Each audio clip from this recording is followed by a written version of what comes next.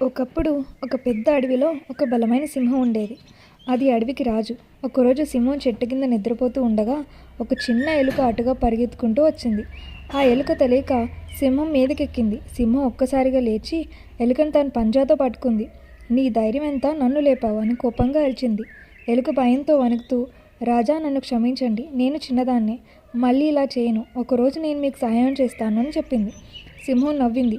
నువ్వా, నాకు సహాయం చేస్తావా అని చెప్పి దాయితో ఎలుకను వదిలేసింది. కొన్ని రోజుల తర్వాత ఒక వేటగాడు అడవిలో వల వేశాడు. ఆ వలలో సింహం చిక్కుకుంది. ఎంత ప్రయత్నించినా బయటకు పడలేకపోయింది. గట్టిగా గర్జించింది. ఆ గర్జన విని అదే ఎలుక అక్కడికి వచ్చింది.